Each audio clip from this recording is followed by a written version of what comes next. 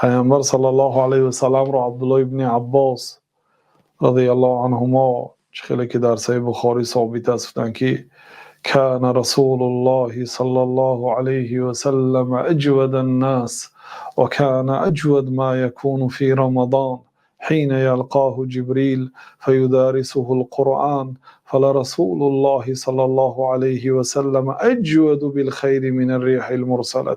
پیامبر صلی الله علیه و سلم اصلا آدم جواد بودن، کریم بودن، سخاوتمند بودن. سخاوتشون فقط در پول و مال نیست، چهره کشاد، تبسم، سخنی نیک، دلبرداری، دعای نیک، اینا همه سخاوت است. یعنی از شما به یک کس فایده رسید، خود دعا کردید، خود گپی ناز گفتید، خود دلبرداری کردید، خود پول دادید، خود با آبروتون شفاعت کردید، خود با منصبتون دستگیری کردید، اینا همه سخاوت است. پیامبر صلی الله علیه و سلم اصلا آدمی سخاوتمند بودند، ولیکن کان اجود ما یکون فی رمضان، از همه حالت سخاوتمندیشان با در رمضان بود، چون که جبریل وا می‌خوردن. این دلالت می‌دهد که آدم با شخصی صالح هم نشست شود، سخاوتش، خیرش از او زیادتر میشد.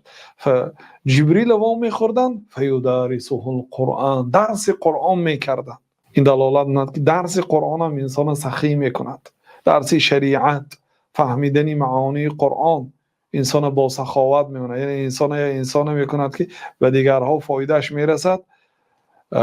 وقتی که با جبریل درس قرآن می‌کردند، پیامبر صلی الله علیه و سلم از شمال دیده خیر و سخاوت از پیامبر صلی الله علیه و سلم تیزتر می‌وزید، از شمال هم تیزتر و بسیارتر می‌وزید. و حضرت عایشه مادر مومنان در صحیح مسلم آمده است که گفتند که کان رسول الله صلی الله علیه و سلم یجتهد فی رمضان ما لا یجتهد فی غیره. جناب رسول الله صلی الله علیه و سلم در ماه رمضان چنان کوشش و غیرت می‌کردند در عبادت و در عمل‌های صالح که در غیر رمضان اینطور نبود. یعنی از غیر رمضان در رمضان دیده بسیارتر کوشش می‌کردند. و فی العشر الاواخر منه ما لا یجتهد فی غیرها، و در دهه آخرش چنان کوشش میکردن که در 2 دهه اول اینطوری دیده نمیشد. یعنی دهه آخر رو با تیزتر غنیمت میدانستند و عملهای صالح را زیاد میکردن. بنابراین در صحیح بخاری و مسلم هم باز حدیث عایشه هست اذا دخل العشر شد مئزره، وقتی که دهه آخر میدر آمد کمری خود را میبستند. 2 معنا دارد. کمری خود را میبستند، شد مئزره یعنی بند ایزار خود را میبستند، یا معناش کمری خود را به عبادت میبستند، یا معناش یعنی که به زنها نزدیکی نمیکردند، چون که اعتکاف می نشستند. اعتکاف نشسته به نظرش نزدیکی نمیکند. و احیا لیله، شبهای پر شب زنده داری میکرد، یا دقیقه هم خواب نمیکردن و خودشان شب زنده داری میکردن.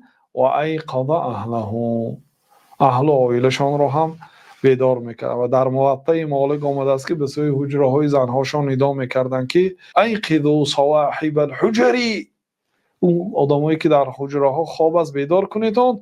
فرب کاسیه فی الدنیا عاریه یوم القیامه، بعضی آدمایی که در این دنیا لباس داره در آخرت ندارد. یعنی آدمایی که در این دنیا تناشون صحت است، خاطرشون جمع است، یا که چی دارن در اونجا ندارند. بنابراین کوشش کنید که این شبها رو با شب زنده داری گذرانید. اهل عائله‌شون هم بیدار میکردن. اصلا پیامبر صلی الله علیه و سلم دهه آخر رو با نماز میگذرانیدن، چون که نماز یه عبادتی است که در داخلش همه عبادت ها هست. دعا هست، ذکر هست، سجده و رکوع، حالت هایی که بنده در پیش الله تعالی با تعظیم میایستد هست، قرائت قرآن هست، علم خواهید هست.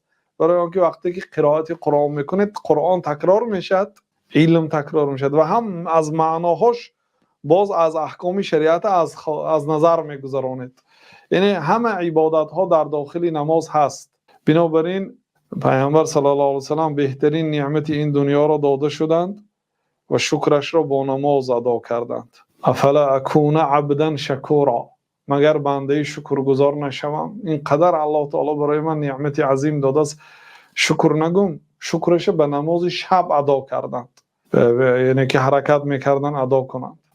یعنی که نماز شب رو اختیار کرده، این دلالت به بزرگ بودن نماز شب میکنه. بنابراین حرکت کنید در این 6 شبی که باقی ماند نمازها رو خوانید. در خانه هست، در مسجد است، در جماعت است، در هر جایی که هست خوانید. مهم شما اگر به شب قدر موافقت کنید تصور کنید که گویا 83 سال زیادتر خیر کردید در راه الله تعالی.